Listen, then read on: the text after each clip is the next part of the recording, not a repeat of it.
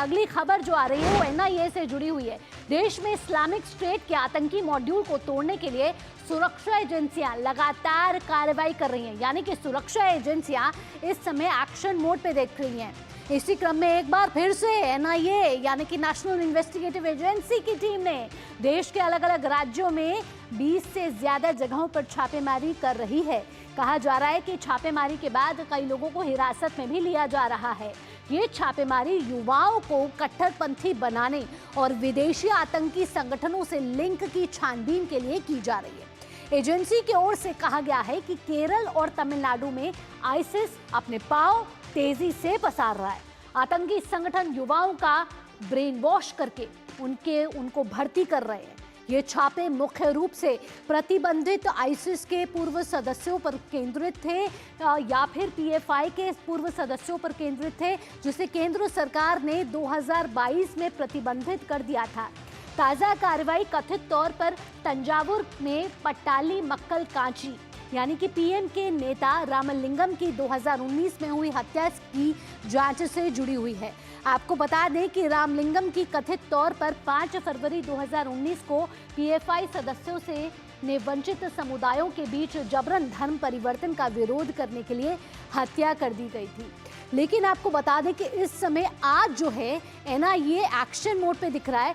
सुबह 3:30 बजे से ये छापेमारी की जा रही है। तमिलनाडु का हम देख रहे हैं कि आईसिस का कनेक्शन जो है वो लगातार सामने आता हुआ दिख रहा है।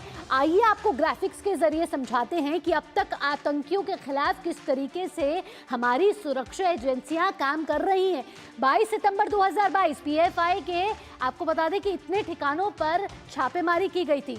वहीं लश्कर आईएस अलकायदा ज्वाइन कराने की थी। 23 नवंबर की बात की जाए, आतंकी गैंगस्टर सिंडिकेट को नष्ट करने के लिए जांच जारी है। 5 अक्टूबर 2024 पर आते हैं। जेएंडके, महाराष्ट्र, उत्तर प्रदेश, असम, दिल्ली में तलाशी अभियान चलाया गया। वहीं 11 दिसंबर 2024 पंजाब और हरियाणा में एजेंसी ने मारे थे कई छापे। तो इस समय हम देख रहे हैं कि सुरक्षा एजेंसी लगातार कार्रवाई कर रही है आतंकी संगठनों के खिलाफ। आइए अगली ग्राफिक प्लेट का रुख करेंगे, बताते हैं आपको टेरर फंडिंग पर किस तरीके के कारगर कदम हमारी सुरक्षा एजेंसियां उठा रही हैं। विधायी और तकनीकी ढांचे को मजबूत करना इनका मुख्य लक्ष्य है और उसी के साथ सुरक्षा एजेंसियां आगे बढ़ती हुई दिख रही हैं। गैर कानूनी गतिविधि रोकथाम अधिनियम में संशोधन किया गया है। साथ ही साथ राष्ट्रीय खुफिया एजेंसी को और सशक्त करना भी इनका मुख्य उद्देश्य है, यानी कि सुरक्षित एजेंसियां हमारी सुरक्षा के लिए लगातार तत्पर हैं और कई फैसले लिए जा रहे हैं। साथ ही आपको बता दें कि यूएपीए के तहत संपत्ति जब्त करने के अभी प्रावधान व्यापक निगरानी ढांचे का निर्माण है। एनआईए में आतंकी वित्त पोषण और टीएफएफसी सेल का गठन, कार्रवाई योग्य खुफिया जानकारी साझा करने की व्याख्या, साथ ही मनी लॉन्ड्रिंग और टेरर फंडिंग से निपटने के लिए कारगर कदम इस समय उठाए जा रहे हैं। यानी कि टेरर फंडिंग को रोकने के लिए भरपूर भरसक प्रयास किए जा रहे हैं। हमारे संवाददाता रितेश रंजन इस समय हमारे साथ जुड़ गए हैं। रितेश, आपसे ताज़ा जानकारी लेना चाहेंगे कि तमिलनाडु का आईसिस कनेक्शन लगातार सामने आता हुआ दिख रहा है। 24 सितंबर 2024 को भी कई ठिकाने पर छापेमारी हुई थी, जहां एचयूटी किस तरीके से अवैध भर्तियां कर रहा था उससे जुड़ी छापेमारी हुई थी। आज एक अहम कार्रवाई की गई है। 16 से ज्यादा ठिकानों पर छापेमारी की गई है। रितेश, क्या माना जाए किस तरीके से सुरक्षा एजेंसियां इस समय एक्शन मोड में नजर आ रही हैं?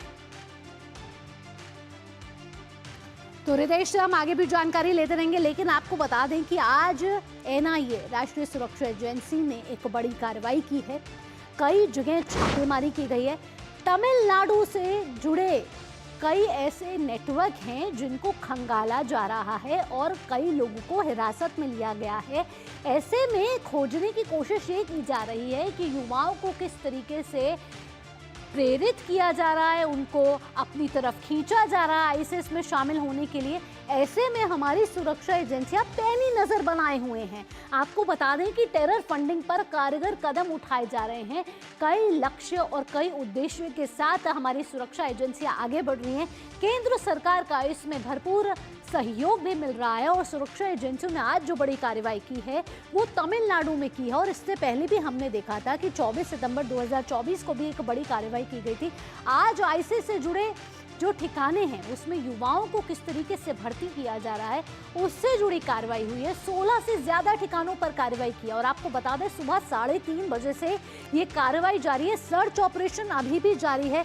कई लोगों को हिरासत में लिया जा चुका है, पूछताछ चल रही है। ऐसे में ये पूछा जा रहा है कि कौन सा ऐसा नेटवर्क है, विदेशी ऐसे कौन से ऐसे नेटवर्क है जो भारत में रहकर युवाओं को इस तरीके का काम करने के लिए कर रहे हैं मजबूर। रितेश रंजन जुड़ गए हमारे साथ। रितेश, आपसे ताज़ा अपडेट लेना चाहेंगे। सुबह से ही हम देख रहे हैं कि एनआईए एक्शन मोड पे दिख रहा है। तमिलनाडु का आईसिस कनेक्शन कोई नया नहीं दिख रहा।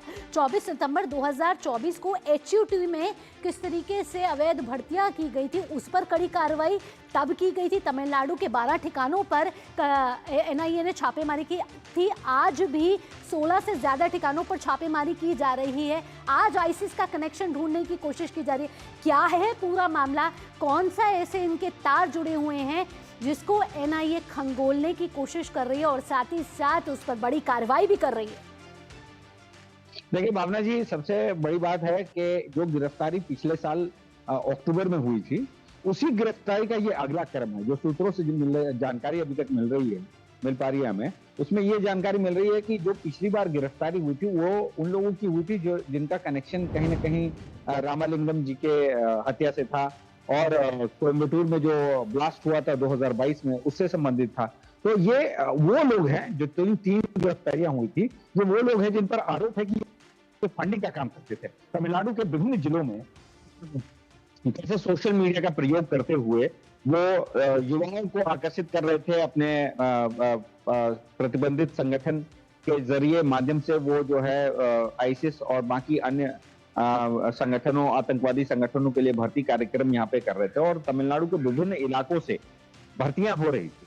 इस बात से कहीं इनकार नहीं किया जा सकता। और सबसे बड़ी बात है कि इसका सबसे बड़ा माध्यम फेसबुक और सोशल मीडिया साइट्स वगैरह हुआ करते थे और जिसको तमिलनाडु पुलिस ने भी काफी क्रैकडाउन किया है। काफी ऐसे मामले तमिलनाडु पुलिस के भी सामने आए। लेकिन राष्ट्रीय सुरक्षा एजेंसी का मकसद ये है कि कैसे इन लोगों के पूरे गिरोह को ये मिलता जाए और इनको निस्तेनाबूद किया जाए, इनको अपने देश में जड़ों से खत्म किया जाए। और इसी प्रक्रिया के तहत जो है राष्ट्रीय सुरक्षा एजेंसी ने आज जो छापेमारी की है, आज जो छापेमारी हुई है उसमें कई लोगों को हिरासत में भी लिया गया है। क्या जानकारी मिली है कि कितने लोगों को अब तक हिरासत में लिया जा चुका है और क्या किस एज वर्ग, किस उम्र वर्ग के ये जो लोग हैं जिनको हिरासत में लिया गया है? देखिए, ये अभी विशेष तौर पर ये जानकारी तो अभी हम तक नहीं पहुंची है कि कितने लोगों को किया है, किस उम्र वर्ग के लोग हैं। लेकिन ज्यादातर जो पिछले मामले देखे जाएं, पिछले मामलों में भी ज्यादातर नौजवान ऐसे थे जिनको गिरफ्तार किया गया था और ये वही लोग हैं जो इन ऐसी गतिविधियों से ज्यादा प्रभावित हो जाते हैं और इन संगठनों को ज्वाइन करने के लिए बहुत ही उत्साहित रहते हैं। वो चाहते हैं क्योंकि उनको धर्म के नाम पे जो है एक घुट्टी पिलाई जाती है कि आप को वो खुदा मिलेगा, आपको स्वर्ग में जगह मिलेगा और ये सब काफी चीजें मनगढ़ंत चीजें पढ़ाई जाती हैं। और उसके बाद धर्म को बचाना है, धर्म के खिलाफ इनका सबसे लबोलबाद यही होता है कि भारत में कैसे जो है आंतरिक शांति को नुकसान पहुंचा जाए, कैसे यहाँ की एकता को। तो एनआईए का कहीं ना कहीं बड़ा एक्शन आज रितेश देखने को मिल रहा है। सर्च ऑपरेशन अभी भी जारी है, तार को जोड़ने की कोशिश की जा रही है। कहाँ से ये तार आ रहे हैं, कहाँ से टेरर फंडिंग की जा रही है, कहाँ से विदेशी फंडिंग हो रही है,